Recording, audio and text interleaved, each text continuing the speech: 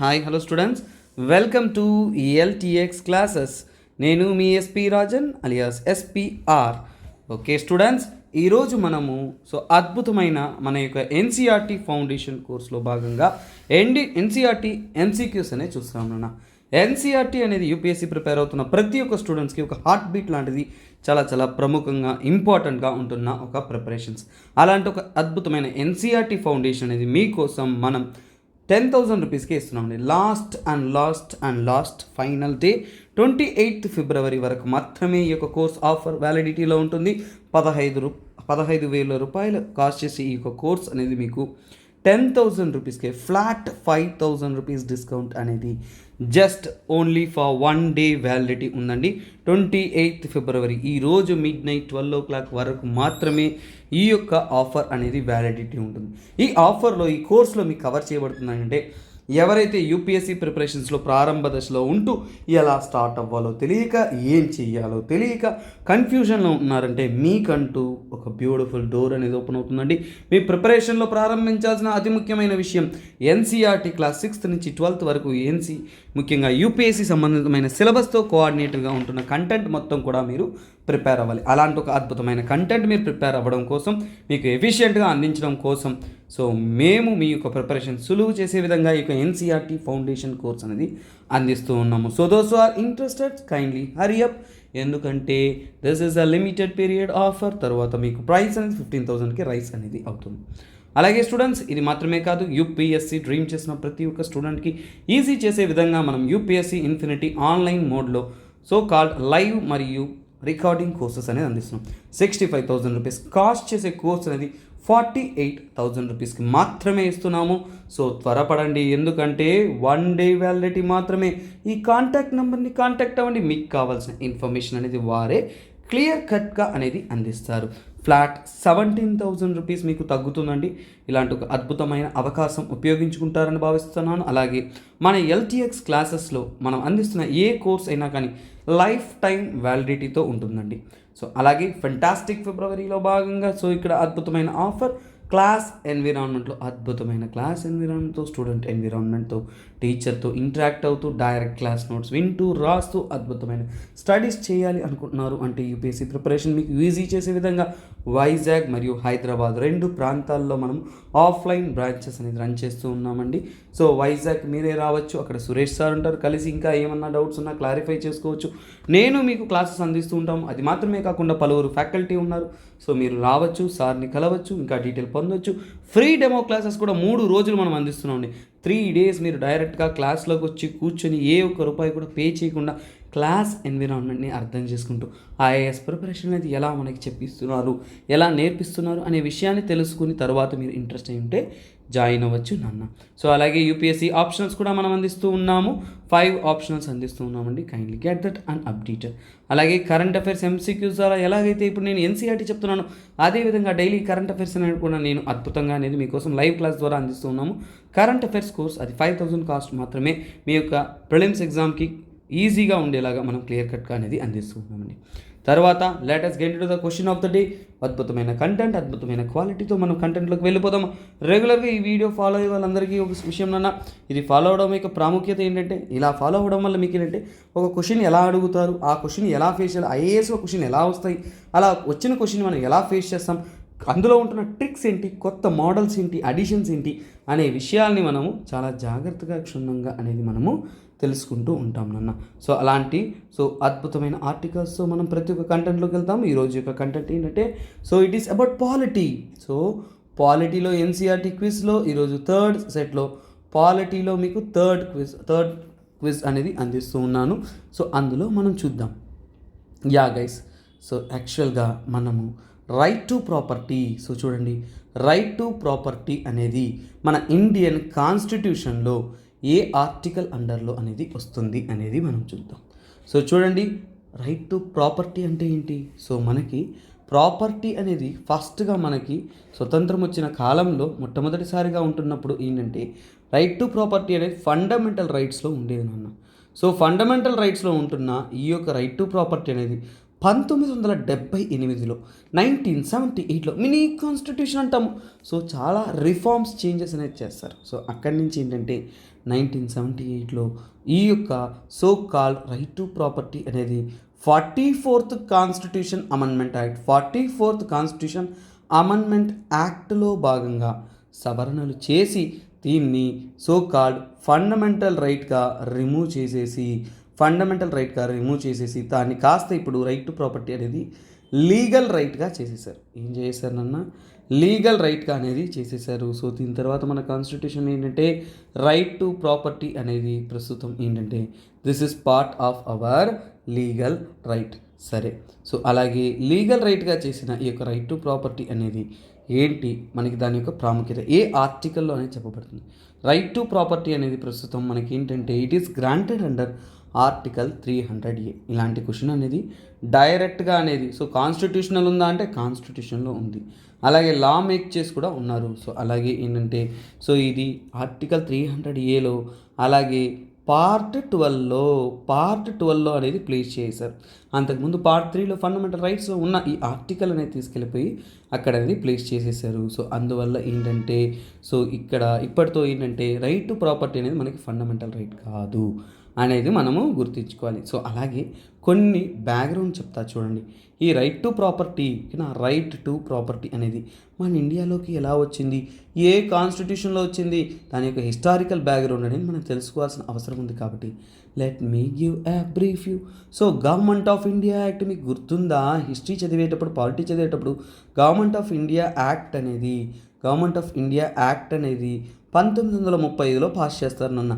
1935లో 1935లో pass చేసినప్పుడు so చూడండి, జమీందారులు, పెసెంట్స్, వ్యవసాయులు, అలాగే పబ్లిక్ పర్పస్ కోసం ఎంతో ల్యాండ్ ఉంటుంది కాబట్టి ఆ ల్యాండ్ని సంరక్షించాల్సిన అవసరం అనేది ఉంది. కాబట్టి సో అందువలనే సో ఫస్ట్ టైం వచ్చేసి గవర్నమెంట్ ఆఫ్ ఇండియా యాక్ట్లో వచ్చేసి మనకి రైట్ టు ప్రాపర్టీ అనేది యాడ్ చేశారు. సో ఫస్ట్ టైం నుంచి ఆ యొక్క గవర్నమెంట్ ఆఫ్ ఇండియా యాక్ట్లో రైట్ టు ప్రాపర్టీ అనేది ఇంట్రడ్యూస్ చేస్తారు.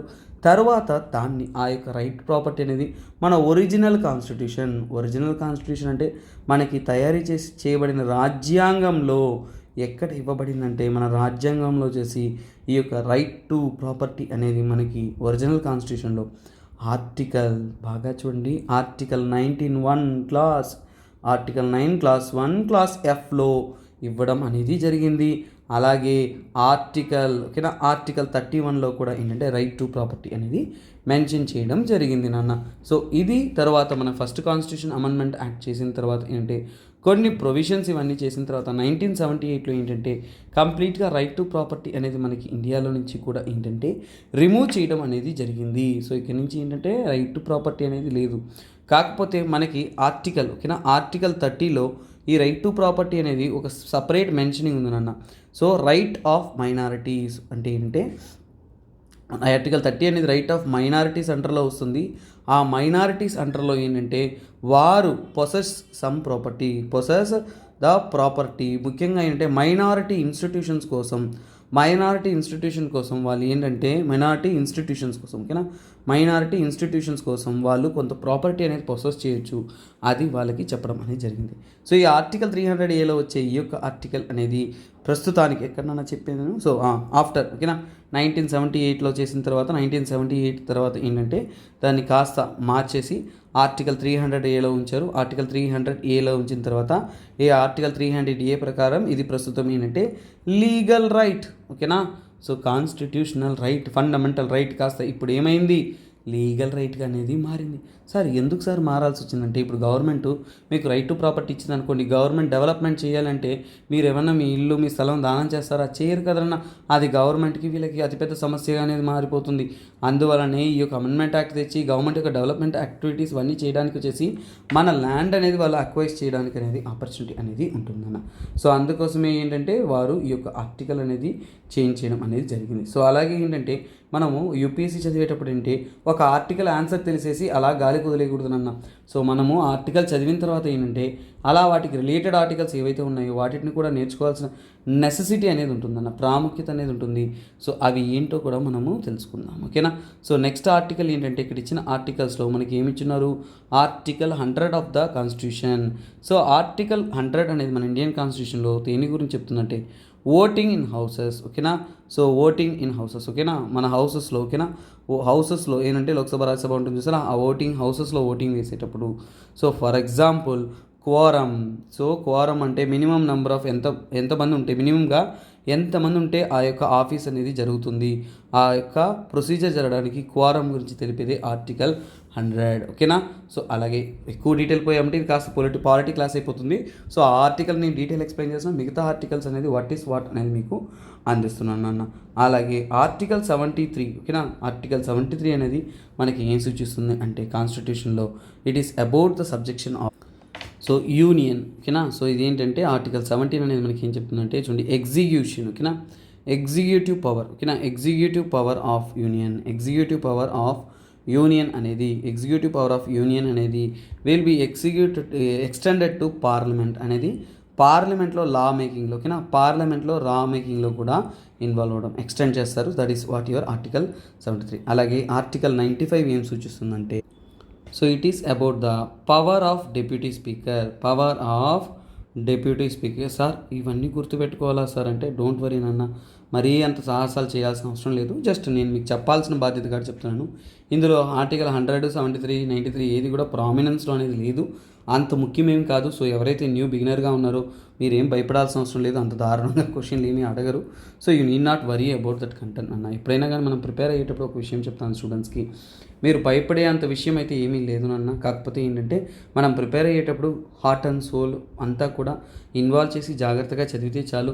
So there is no fear in it. అలాగే క్వశ్చన్ ఇంత టఫ్గా వస్తుందా, ఇంకా టఫ్గా వస్తుందా అని మీరు ఆలోచించాల్సిన అవసరం అనేది లేదు. సో అలాగే ఏంటంటే ఇప్పుడు నెక్స్ట్ ఏంటంటే ఆర్టికల్ 44 గురించి. ఆర్టికల్ 44 గుర్తుపెట్టుకోవాలా సార్ అంటే ఖచ్చితంగా గుర్తుపెట్టుకో ఉండాలి. ఎందుకంటే సో మీరు ఒకటి గుర్తుపెట్టుకోండి, మనకి ఫండమెంటల్ రైట్స్ ఏవైతే ఉన్నాయో ప్రతి ఒక్క ఆర్టికల్ మీకు తెలుసుండాలి. డిపిఎస్పి కూడా మీకు ఖచ్చితంగా తెలుసుండాలి, ప్రియాంబుల్ తెలుసుండాలి. తర్వాత ఏంటంటే మీకు ఫండమెంటల్ డ్యూటీస్ కూడా ప్రతి ఒక్కటి తెలుసుండాలి. సో కొన్ని ఆర్టికల్స్ ఖచ్చితంగా మీరు మగప్ చేసుకొని ఉన్నా కానీ బ్రెయిన్లో ఉండిపోవాలి. అలాంటి ఆర్టికల్స్లో ప్రముఖమైన ఆర్టికల్ ఇదేనన్నా. సో డిపిఎస్పి ఇవన్నీ కూడా మీకు వస్తుంది, ఓకేనా. సో అలాగే ఫస్ట్ ఆఫ్ ఆల్ ఈ యొక్క ఆర్టికల్ 44 అనేది ఎందులో వస్తుంది అంటే మనకి డిపిఎస్పిలో వస్తుంది అన్న. డిపిఎస్పిలోనే ఈ యొక్క ఆర్టికల్ అనేది వస్తుంది. ఫస్ట్ ఆఫ్ ఆల్ డిపిఎస్పి అంటే ఏంటి, ఈ ఆర్టికల్ అనేది ఎందులో వస్తున్నాను, directive principles of state policy. Directive principles of state policy అంటే ఏంటో మనం తెలుసుకోవాలి కదా నాన్న. పేరులోనే సమాధానం ఉంటుందన్న. డిపిఎస్పి అంటే మన డిఎస్పిలా కాదు, ఇది వేరే. సో ఇది ఏంటంటే ఇవి కొన్ని సూచనలు అంటే కాన్స్టిట్యూషన్ నుంచి కూడా కొన్ని సూచనలు నాన్న. ఎవరికి సూచనలు ఇస్తున్నాము, సో మన యొక్క డిపిఎస్పి అనేది మనము ఎవరికి సూచనలు ఇస్తున్నాము అంటే మనం ముఖ్యంగా ఏంటంటే ఫర్ ద గవర్నమెంట్, అంటే గవర్నమెంట్ ప్రజలను పరిపాలించడం కోసం, గవర్నెన్స్ చేయడం కోసం కొన్ని సూచనలు అనేది కాన్స్టిట్యూషన్ నుంచి ఇవ్వడం జరిగింది. అవే మన యొక్క సో కాల్ డిపిఎస్పి. సో ఇందులో గవర్నమెంట్ అనేది ఎలా ఫంక్షన్ అవ్వాలి ఏంటి అని చెప్తారు. ఆర్టికల్ ముఖ్యంగా చూసుకున్నారంటే ఆర్టికల్ 36 నుంచి కూడా 51 వరకు తెలుపుతున్నది మన యొక్క డిపిఎస్పి. అలాగే డిపిఎస్పి ద్వారా ఏంటంటే సమాజంలో మనము సోషియో ఎకనామిక్ జస్టిస్ అంటాం.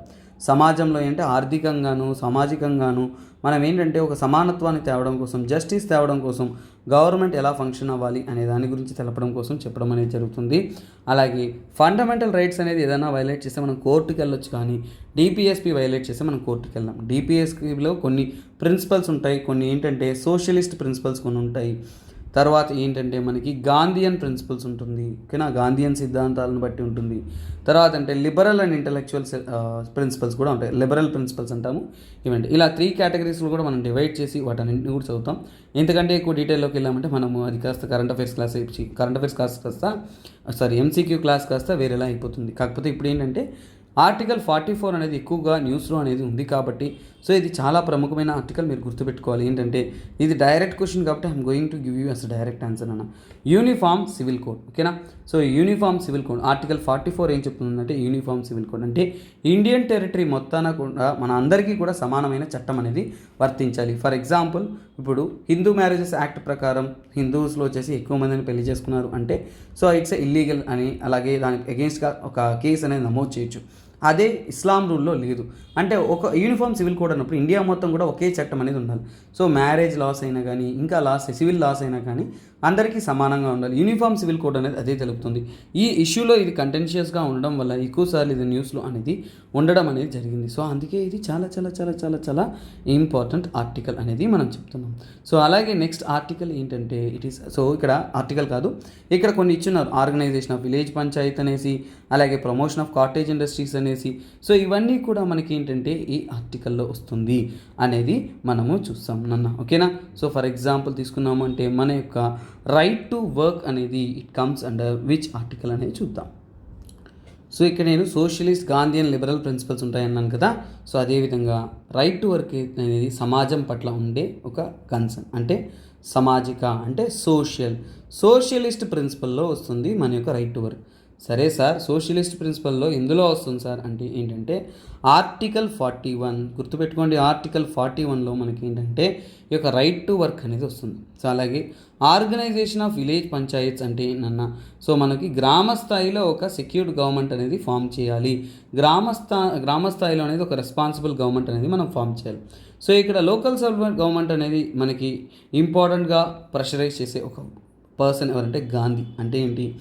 Gandhian principles, self sufficient economy గురించి గాంధీ చెప్తుంటారు. సో అందువల్ల గాంధీయన్ ప్రిన్సిపల్స్లో మనకి ఆర్గనైజేషన్ ఆఫ్ విలేజ్ పంచాయత్స్ అనేది వస్తుంది. ముఖ్యంగా ఏంటంటే ఆర్టికల్ 40 అంటే గాంధీయన్ ప్రిన్సిపల్స్లో వస్తుంది. సో ఇది ఏ ప్రిన్సిపల్లో వస్తుంది? గాంధీయన్ ప్రిన్సిపల్లో వస్తుంది. ఆర్టికల్ 40 అనేది దీనికి అండర్లో అనేది వస్తుంది.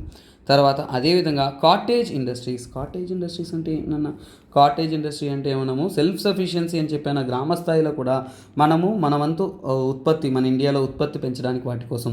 సో ఇది కూడా ఏంటంటే this is also self sufficiency గురించి చెప్పేది ఎవరంటే గాంధీయన్ ప్రిన్సిపల్సే.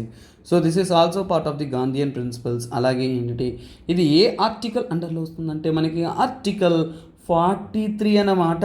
సో చూసారా?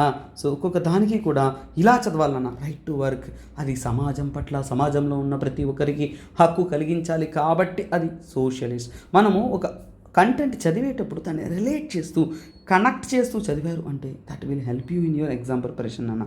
సో లాంగ్ టర్మ్ ప్రిపరేషన్ చేస్తున్నప్పుడు ఏంటంటే మనం ఖచ్చితంగా ఏంటంటే ఇలాంటి స్టడీ అనేది చేయాలి. ఎందుకంటే యూపీఎస్సీ అనేది ఒకరోజు ప్రిపేర్ అయ్యే విషయం కాదు.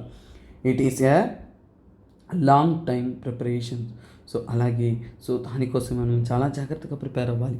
సో ఇక్కడ చూడండి, ప్రమోట్ ఇంటర్నేషనల్ పీస్ అనేది మన కాన్స్టిట్యూషన్లో ఏ ఆర్టికల్లో, ఏ పార్ట్లో ఇవ్వడం అనేది జరిగింది. సో ఇక్కడ ట్విస్ట్ అండ్ టర్న్స్ ఏంటి అంటే ఇక్కడ పార్ట్స్లో ఇచ్చారు. సార్ పార్ట్స్ కూడా చదవాలా అంటే ఖచ్చితంగా మనం చదవాలన్న. సో చూడండి, మనము ఇంటర్నేషనల్ పీస్, సో చూడండి ప్రపంచవ్యాప్తంగా ప్రశాంతత నెలకొల్పాలంటే నేను చేస్తానా, మీరు చేస్తారా? సో ఒక సామాన్యుడైతే చేయడు కదా నాన్న. సో ఇప్పుడు మనకి ఓవరాల్గా అది తెలుసుకోవడానికి ముందు పార్ట్స్ గురించి మనకు తెలిసిందంటే ఈ యొక్క కంటెంట్ అనేది మీరు ఈజీగా కూడా ఆన్సర్ చేయగలరన్న. సో మీరు ఒకసారి పాస్ చేసి ఆన్సర్ అయితే మీరు గెస్ట్ చేయండి. తర్వాత ఏంటంటే మనము చెప్తూ ఉంటాము. సో పార్ట్స్ ఆఫ్ కాన్స్టిట్యూషన్లో తీసుకున్నారు అంటే మన ఇండియన్ కాన్స్టిట్యూషన్లో ఉన్న సెవరల్ పార్ట్స్లో వచ్చేసి ఒక్కొక్క పార్ట్కి వచ్చేసి ఒక్కొక్క విషయాలు ఇచ్చింటారు. సో అందులో ముఖ్యంగా ఏంటంటే పార్ట్ 3 మీరు ఎప్పటికీ మర్చిపోకూడదు. ఎందుకంటే part 3 is a very very very very important thing. Fundamental rights ఉన్నా మనకి పార్ట్ 3 అనేది ఏం చెప్తుందంటే ఫండమెంటల్ రైట్స్ గురించి చెప్తుంది. అలాగే పార్ట్ 2 అనేది మనకి ఏంటంటే చాలా వరకు సిటిజన్షిప్ గురించి, ఓకేనా? సో సిటిజన్షిప్కి ఉండే అర్హత గురించి, సో వాటి కండిషన్స్ గురించి చెప్తుంది. పార్ట్ 4 అనేది ఏంటంటే direct principles of state policy అనేది చెప్తుంది. తర్వాత పార్ట్ 5 అనేది మనకి అంటే యూనియన్ గవర్నమెంట్ గురించి, ఓకేనా? యూనియన్ గవర్నమెంట్ గురించి చెప్తుంది. ఆర్టికల్స్ కూడా తెలుసుకోవడం అనేది ఉన్నతం అండి. సిటిజన్షిప్స్ గురించి చెప్పేది, ఓకేనా? మనకి పార్ట్ 2 అనేది సిటిజన్షిప్ గురించి చెప్పేటప్పుడు ఆర్టికల్ 5 నుంచి కూడా, ఓకేనా, ఆర్టికల్ 5 నుంచి ఆర్టికల్ 11 వరకు తెలియజేస్తుంది. అలాగే పార్ట్ 3 అనేది మనకి చాలా వరకు ఏంటంటే మనకి ఫండమెంటల్ రైట్స్ అనేది ఆర్టికల్ 12 నుంచి 35 వరకు తెలియజేస్తుంది. నెక్స్ట్ డిపిఎస్పి తీసుకున్నా అంటే direct principles of state policy, అది 36 ఆర్టికల్ నుంచి 51 వరకు ఇంతకుముందు నేను చెప్పడం అనేది జరిగింది కాబట్టి నో ఇష్యూస్. అలాగే యూనియన్ గవర్నమెంట్లో పార్ట్ 5 విషయానికి చూసుకున్నాము అంటే ఆర్టికల్ 52 నుంచి 150 వరకు సెంట్రల్ గవర్నమెంట్కి సంబంధితమైన ఆర్టికల్స్ ప్రతి ఒక్కటి, సుప్రీంకోర్టు, పిఎం, ఇంకా చాలా మల్టిపుల్ ఆర్టికల్స్ అనేది వస్తుంది. This is what. సో ఇవన్నీ అర్థమైనప్పుడు సార్ ఇక్కడ ఎక్కడ సార్ ఇంటర్నేషనల్ పీస్ ఉంది అనేది, సో ఇది నాకు తెలియకపోయినా ఆలోచించవచ్చు.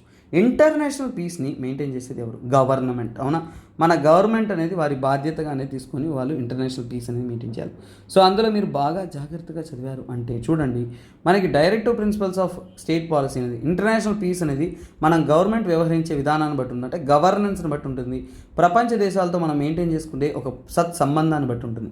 సో డిపిఎస్పి అనేది ఒక ఇంటర్నేషనల్ పీస్ మెయింటైన్ చేయాలంటే మనం ప్రపంచ దేశపు స్టేట్స్ అన్నింటిలో కూడా అన్ని దేశాలతో ఏంటంటే మంచి సత్సంబంధం ఉండాలి అనేది ఉంటుంది. ఓకేనా? సో అంటే ఇది ఒక లిబరల్ ఐడియాలనే కదా నాన్న, ఇది ఒక లిబరల్ ఐడియా. ఈ లిబరల్ ప్రిన్సిపల్స్ అనేది ఎక్కడ ఉన్నాయి నాన్న? లిబరల్ ప్రిన్సిపల్ అనేది మనకి డిపిఎస్పిలో ఉంది. డిపిఎస్పిలో అది పనిగా ఆర్టికల్ 51 అన్నమాట. ఆర్టికల్ 51 ఏం చెప్తుంది అంటే మనము ప్రపంచవ్యాప్తంగా కూడా మనం ఏంటంటే ఇంటర్నేషనల్ పీస్ అండ్ సెక్యూరిటీ అనేది ప్రమోట్ చేయాలి. ఏంటంటే మన పక్క దేశాలతో ఇతర దేశాలతో మనము మన సంబంధాన్ని గౌరవించాల్సిన బాధ్యత మన దేశంది.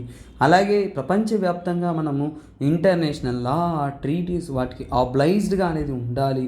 అలాగే మనకి పక్క దేశాలతో ఇంకా ప్రపంచ దేశాలతో వేటితో అయినా కానీ డిస్ప్యూట్స్ ఏమన్నా ఉన్నాయంటే అలాంటి డిస్ప్యూట్స్ని మనం సాల్వ్ చేసుకొని హ్యాపీగా ఉండాలి అనేది ఈ యొక్క ఆర్టికల్లో చెప్తుందన్న. This is the beauty of this article. So అందువల్ల article 51 liberal principle DPSP part 4. So your answer is 3 part 4. ఓకేనా? సో ఇప్పుడు మీకు అర్థమైంటుంది అనుకుంటున్నాను. సో నెక్స్ట్ ఆర్టికల్ చూద్దామా? సో ఇట్స్ అ బ్యూటీ నా లెర్నింగ్ అనేది ఏంటంటే మనం నేర్చుకుంటున్న ప్రతి క్షణం అంతే అద్భుతంగా అందంగా అనేది ఉంటుంది. కాకపోతే నేర్చుకునే విధానం అనేది ఉంటుంది, మనం చదివే విధానం ఉంటుంది. చదువుతున్న ప్రతి క్షణం అలా ఆస్వాదిస్తూ నేర్చుకుంటూ ఇంట్రెస్టింగ్గా అనేది మనం కొనసాగుతూ ఉండాలి. Article 21. So article 21 deals with చాలా చాలా చాలా చాలా ఈజీ బేసిక్ థింగ్, ప్రతి ఒక్క చిన్న పిల్లవాడు కూడా చెప్పేసే విషయమే.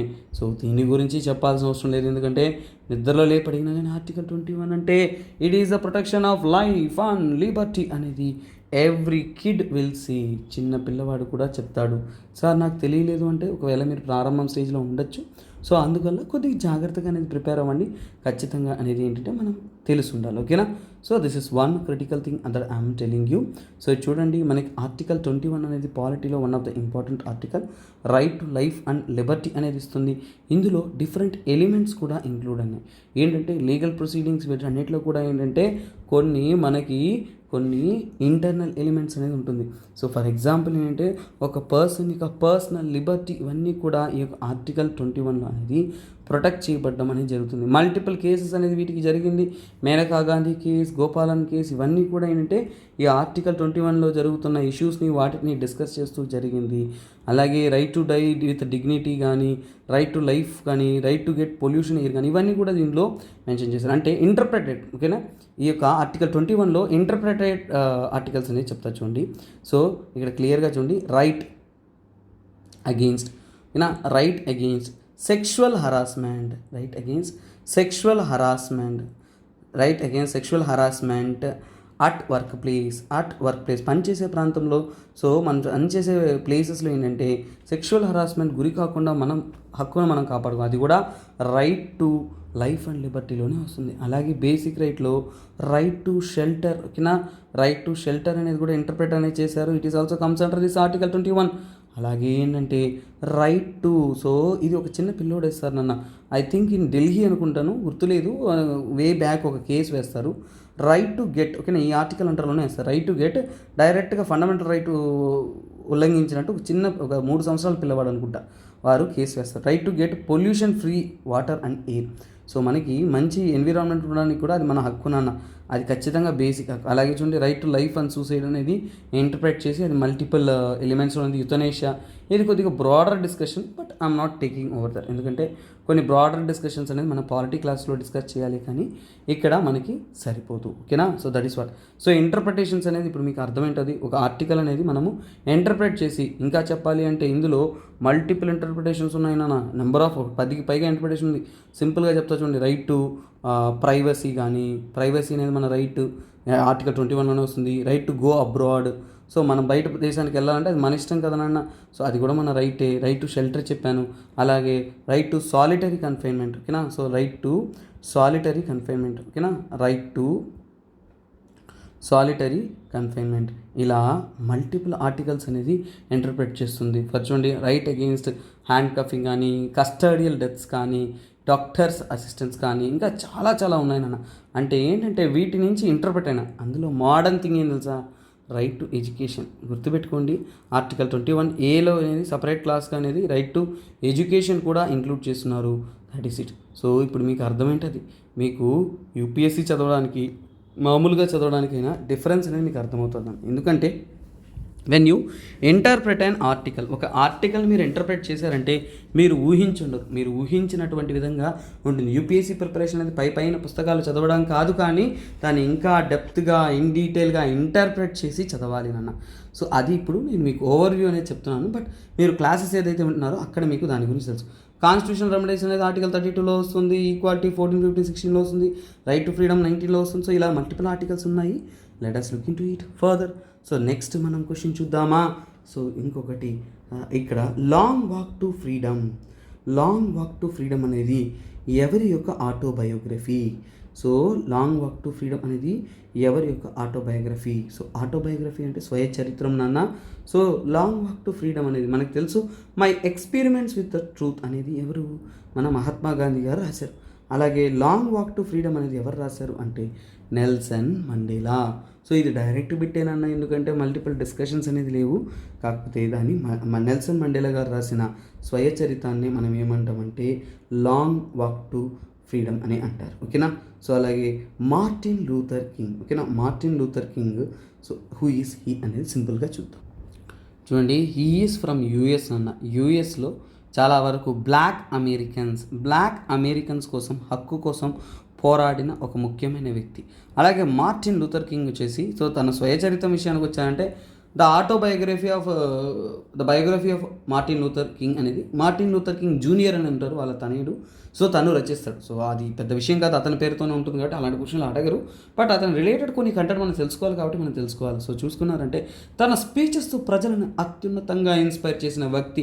అలాగే బ్లాక్ అమెరికన్స్ కోసం ఈక్వల్ రైట్స్ తెచ్చిన వ్యక్తి. సో రేషియల్ డిస్క్రిమినేషన్కి ఎగెన్స్ట్గా పోరాడిన ఒక గొప్ప వ్యక్తి మార్టిన్ లూథర్ కింగ్.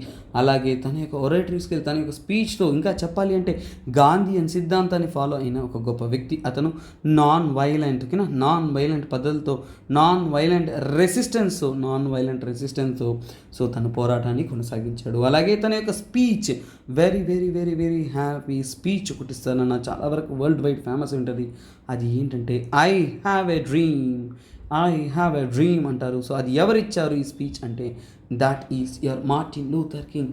సార్ అంటే మనము ఇలాంటివన్నీ కూడా చదువుకోవాలా సార్ అంటే ఖచ్చితంగా కొన్ని విషయాలు మనము నేర్చుకోవాలన్నా. ఎందుకంటే so we need to learn the content in a proper detail manner. కాబట్టి ఏవైనా కంటెంట్ వచ్చినప్పుడు వాటిని కూడా మనము నేర్చుకోవాలన్నా. ఓకేనా. అలాగే సరోజినీ నాయుడు గారి బయోగ్రఫీ. ఓకేనా, సరోజినీ నాయుడు ఆటోబయోగ్రఫీ వాళ్ళు రాసుకోలేదు. సో బయోగ్రఫీకి ఆటోబయోగ్రఫీకి డిఫరెన్స్ ఏంటంటే బయోగ్రఫీ వచ్చేసి వాళ్ళ క్లోజెస్ట్ పర్సన్స్ ఎవరైతే ఉంటారో వాళ్ళు రాస్తారు. ఆటోబయోగ్రఫీ అంటే వాళ్ళే రాసేసుకుంటారు. సో అది సరోజినీ నాయుడు గారి బయోగ్రఫీ అనేది ఒక డాక్యుమెంటరీ లా చేశారు. సో అది ఏంటంటే ద నైటింగేల్. సో ఏంటది ద నైటింగేల్. ఓకేనా, ద నైటింగేల్ అనేది nightingale and the freedom fighter. మన కాంగ్రెస్కి ఇండియా తరపు నుంచి మొట్టమొదటి మహిళ ఇండియన్ అని చెప్తున్నాను, గుర్తుపెట్టుకోండి. మొట్టమొదటి మహిళా ప్రెసిడెంట్ ఫర్ ద కాంగ్రెస్ వచ్చేసి ఫ్రీడమ్ ఫైట్లో వచ్చేసి సో కాల్ సరోజినీ నాయుడు గారు. సో కాన్పూర్ సెషన్లో 1924లో వారు కాంగ్రెస్ యొక్క ప్రెసిడెంట్ అనేది అవుతారు నాన్న. సో అలాగే ఏంటంటే చాలా వరకు ఫ్రీడమ్ ఫైట్లో పాల్గొన్నారు. రౌండ్ టేబుల్ కాన్ఫరెన్స్లో గాంధీతో పాటు లండన్కి వెళ్ళిన వ్యక్తి. మోడర్న్ ఇండియా క్లాసెస్లో మీరు అద్భుతంగా ఇలాంటి కంటెంట్ అనేది చాలా చాలా చాలా బ్యూటిఫుల్గా వింటారు. So Sarojini Naidu garu played a important role in our freedom fight నాన్న. సో ఇంకా చెప్పాలి అంటే next we come to the other person Annie Besant అంటే ఎవరు? యానీ బెసెంట్ అంటే one of the famous home rule మూమెంట్ని ఇండియాలో లాంచ్ చేసిన వ్యక్తి. అలాగే మొట్టమొదటి ఇండియన్ కాంగ్రెస్కి ఫీమేల్ ప్రెసిడెంట్. తను ఇండియన్ సిటిజన్ కాదు, she is from Ireland and settled in India. అలాగే చాలా వరకు ఏంటంటే ఇండియన్ ఫ్రీడమ్లోను ఇంకా థియోసఫికల్ సొసైటీ అడయార్లో ఉంటున్న థియోసఫికల్ సొసైటీలో వర్క్ చేస్తూ ఇండియాలో 1917 ఆ టైంలో ఫ్రీడమ్ స్ట్రగుల్ కోసం ఏంటంటే హోమ్ రూల్ మూమెంట్ లాంచ్ చేస్తూ చాలా వరకు ఇండియన్స్ని యునైట్ చేసిన ఒక గొప్ప పర్సన్. సో వారి యొక్క ఆటోబయోగ్రఫీ గురించి పేరంటే Annie Besant and autobiography. So Annie Besant and autobiography అనేది వారి యొక్క ఆటోబయోగ్రఫీ యొక్క పేరు. సో అంటే ఖచ్చితంగా ప్రతి ఒక్క ఆటోబయోగ్రఫీ తెలియాలంటే తెలియాల్సిన అవసరం లేదన్నా, కానీ కొన్ని చదువుతున్నప్పుడు కొంతమంది గురించి తెలుసుకుంటున్నప్పుడు వాటి గురించి కంటెంట్ మనం తెలుసుకోవాల్సిన నెసెసిటీ అనేది ఉంది. లేదంటే మనం మిస్టేక్స్ చేసే ఛాన్స్ ఎక్కువగా ఉంటుంది. ఓకేనా? నెల్సన్ మండేలా అంటే long walk for freedom, Martin Luther king అంటే ఏంటి స్పీచ్ గుర్తుపెట్టుకో, ఐ హ్యావ్ ఎ డ్రీమ్ అనే స్పీచ్ బ్లాక్ అమెరికన్ కోసం పోరాడారు. సరోజిని నాయుడు గారు అంటే nightingale the freedom fighter, and Besant అనేది ద అండ్ ఆటోబయోగ్రఫీ. ఇలాంటి అద్భుతమైన కంటెంట్, ఇంకా అద్భుతమైన స్టడీస్, ఇంకా లెర్నింగ్ మెకానిజం అంతా కూడా మన ఎల్టీఎక్స్ క్లాసెస్తో మీకు నేను అద్భుతంగా అనేది మన స్టాఫ్ ద్వారా ఇంకా ఎక్కువ కంటెంట్స్ అనేది మన స్టాఫ్ అందరూ కూడా అందిస్తూ ఉన్నారండి. So kindly stay tuned. This is me SPR. Next క్లాసెస్లో నెక్స్ట్ అద్భుతమైన వీడియోస్లో మీ ముందుకి నేను వస్తాను. అంతవరకు సెలవు, బాయ్, టేక్ కేర్. అలాగే మర్చిపోకుండా ఈరోజు 12 o'clockలోగా మీ యొక్క ఎన్సీఆర్టీ ఫౌండేషన్ కోర్స్ యొక్క ఆఫర్ ఫ్లాట్ డిస్కౌంట్ అనేది అయిపోతుంది కాబట్టి త్వరపడండి. అలాగే మీ సర్కిల్లో ఉంటే షేర్ చేయండి, లెట్ దమ్ గెట్ బెనిఫిటెడ్. అలాగే చూడండి, ఫెంటాస్టిక్ ఫిబ్రవరి ఆఫర్లో భాగంగా UPSC infinity live and recorded courses కూడా మనం అందిస్తున్నాం. అవి కూడా యూటిలైజ్ చేసుకోండి. అలాగే నా హిందూ అనాలిసిస్ అనేది రోజు ఫ్రీగానే మన యూట్యూబ్ ఛానల్లో అందిస్తూ ఉన్నాను.